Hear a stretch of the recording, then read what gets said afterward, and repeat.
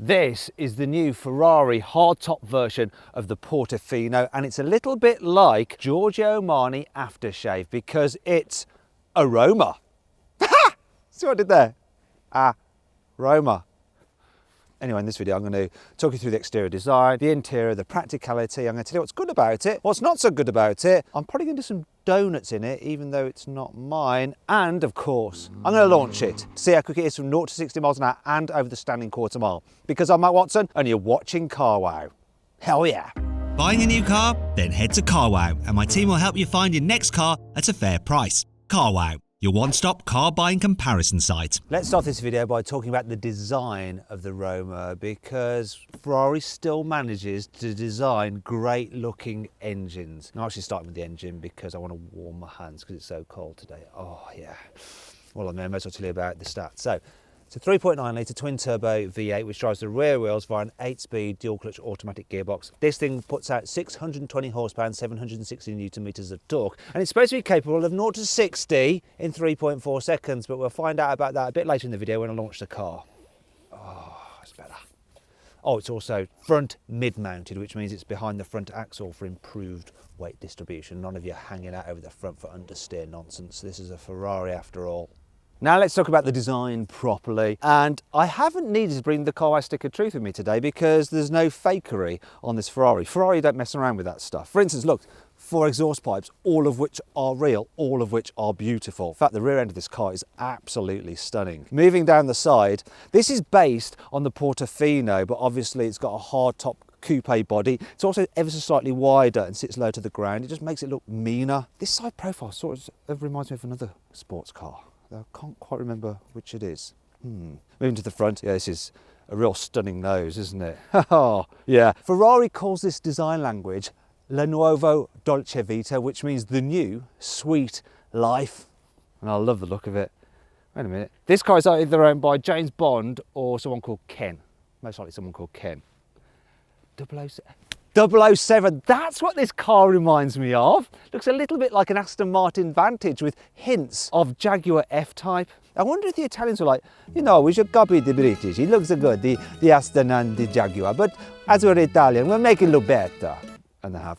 Now let's talk about the price. So the Ferrari Roma starts at £171,000. However, if you've just bought one and you want to sell it, you can now sell it for £200,000. Such is the case with used cars, fetching a lot more money than they used to because of the chip shortage. In fact, if you want to cash in on your current used car, click on the pop-out banner up there or follow the link in the description below to go to Car Wow, because you can sell your car through us. All you have to do is upload some photos, give a brief description, and our dealers will bid on your car to make sure you get a really good price for it. So, does the Roma feel like a car that's worth £171,000? Well, I have to say, here on the inside, yes it does. So the design is really nice. Quality feels good. It feels very sporty as well. I love the steering wheel. Carbon fibre on this one with shift up lights, big carbon fibre gear shift paddles. You've also got a huge digital driver's display. It's nice and clear. However, it's not the easiest to use, and it is a little bit slow to respond and laggy. Yeah, they should have put a better processor chip in this, because that's not as fast as a car that is as fast as this deserves. You've also got the central infotainment screen here as well, which does your climate and your audio and your sat nav. I quite like the design of that. It's big enough, but one thing that I'm really not happy about, these touch sensitive buttons here. Now, it's a bit like what Mercedes do in the S-Class, but you know, Mercedes can't get it right. So do you think Ferrari are going to be able to? No, they're even worse than in the Mercedes. Oh well. I do like this though. The gear selector here, it's sort of like an open manual gate. It's a real nod to that. It's very, very nice. Seats are good as well, as is the seating position. A Ferrari always nails that. What they don't nail is this. Look at the quality of that. Look at that. 171 grand starting. Still. You got some storage in this one, and this is lined, so this feels more expensive. And oh, look at that, you can actually get a little display for the passenger, and you can have information such as your sat nav and stuff on there, as well as performance, so they can see how quick you're going and how many revs you're pulling as well.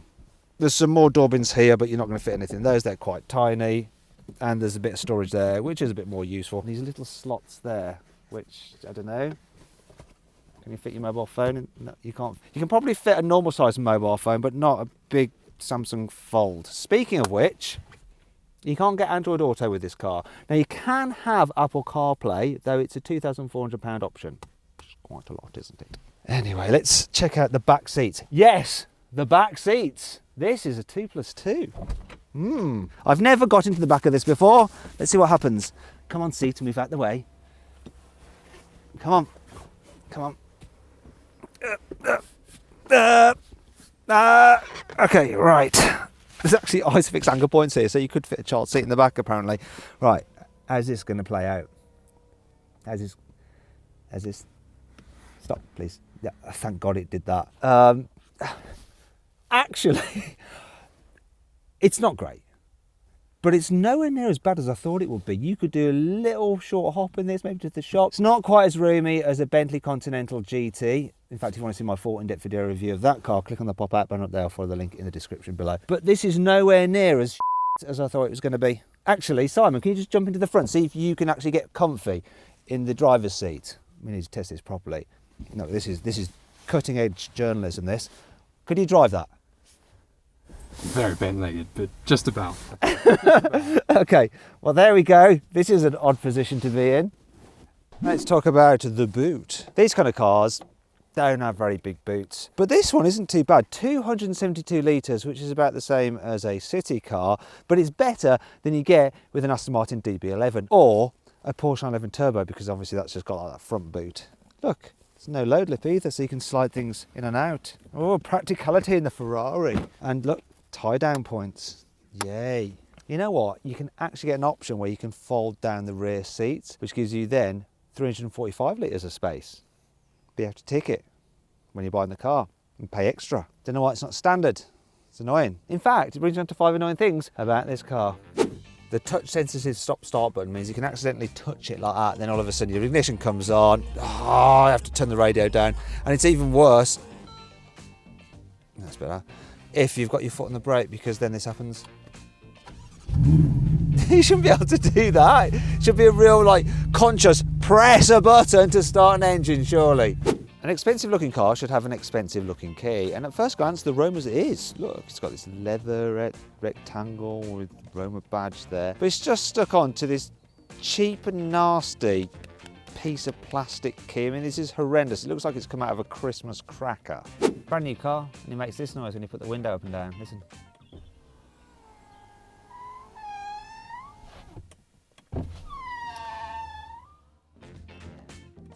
Let's say it's been raining. So rain. Then you open the boot and just look, can you see it dripping in? See that just dripping in? Oh dear. Oh, wet luggage. The door handles seem like quite a neat idea in the way that they're flush, but then you just push your hand in there to open it. However, if you suddenly go for the door handle without thinking, you can, as I just did, just grab it there, and then your finger now can go underneath that bit, and it just, look, it actually just pushes your fingernail back, and it's like a, I'm just going to stop bleeding, that is. Don't worry, there's still plenty to like about this car. Here's the CarWow 5 cool features. I love this little detail, look. When you change the gear selector from manual to automatic, press the button, and you get this little red LED light that's almost like a laser going into the letter, causing the letter to change colour. Look, zoom, zoom, zoom. It's just so satisfying. I needed to add my own sound effect. Zoom. While loads of manufacturers have very muted engines with soft limiters and turbochargers just ruining the noise, not with a Ferrari. Go on, start it up. Oh yeah, let's have some revs.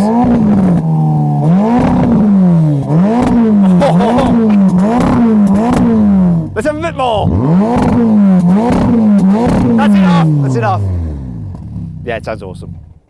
Most car satellite navigation will give you 3 route options. They'll give you the quickest, the shortest, and the most eco-friendly. You get 3 options with this, but while you have fast and the shortest, you don't have eco, you have fun. It'll actually plot you the most fun route. Look, this is my journey into Buckingham Palace, because I've got to see the Queen later for my knighthood, and it's chosen a fun route there, so I'll be taking that, thank you very much. I love the way the car's spoiler has been integrated beautifully into the bodywork. It's so seamless, and when you're going over a certain speed it pops up, and it also acts as an air brake. Sexy lines. In a lot of cars you toggle through the different driving modes, either through a touch screen or some innocuous boring button. On this Ferrari you have something that's called the Manitino Switch, and it's lovely anodized metal, and you just rotate it through different modes. We've got wet, comfort, sport, and race. Now, race uses a special computer program which controls the car's electronic differential, the brakes and stuff, to allow you to slide without getting into too much trouble. So you can look like a hero even if you're a bit of a zero. If you are a true hero though, you can of course turn the stability all the way off, which means donuts. I fancy some donuts.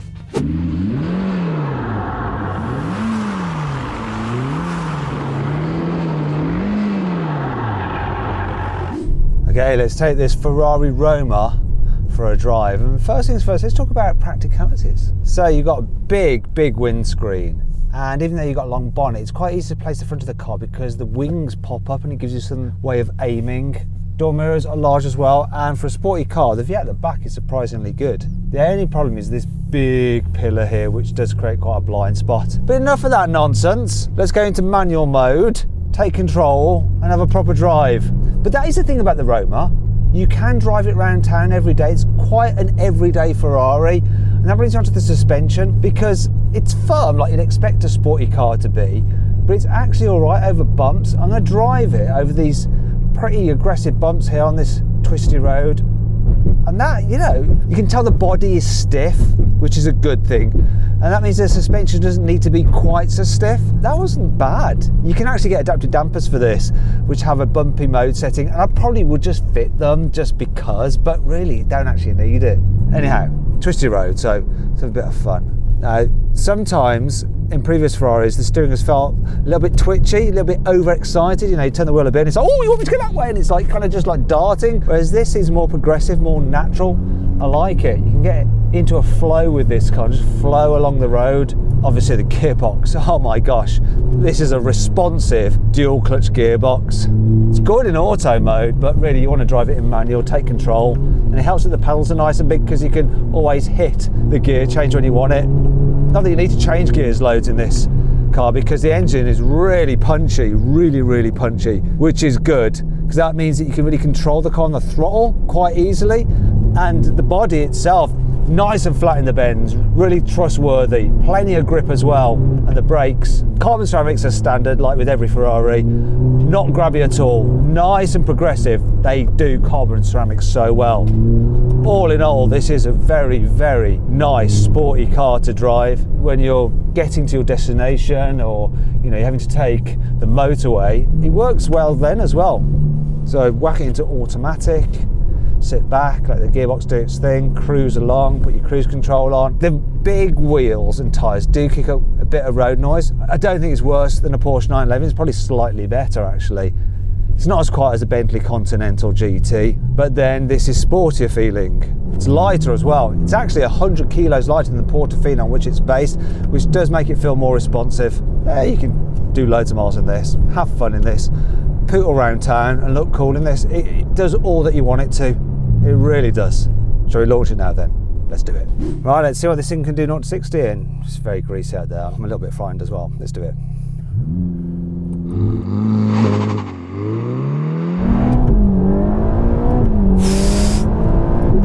Considering it's skidding around as it is.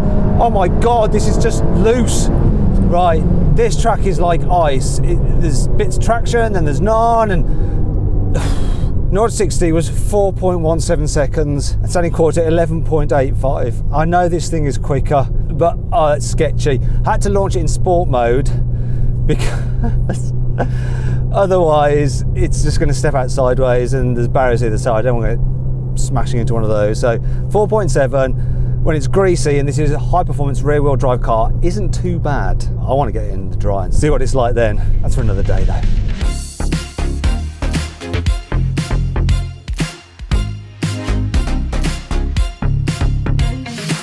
So then, what's my final verdict on the Ferrari Roma? Should you avoid it? Should you consider it? Should you shortlist it? Or should you just go right ahead and buy it? Well, I reckon you should shortlist the Roma. It's fast, it's fun, and it looks fabulous. It could just do with being a little bit more comfortable for long distance journeys. Less noisy, a bit more practical, a bit more like a Bentley Continental GT. I hope you'll enjoy the video. If you did, give it a like. If you didn't, give it a dislike. Let me know some other videos you'd like to see in the comments below. In fact, did you agree with my verdict? Click on those windows there to watch some more videos, and if you click on that box there, you can go to CarWow and our dealers will bid on your car. You can sell your car through CarWow. It's easy. Try it out. And free. Try it out.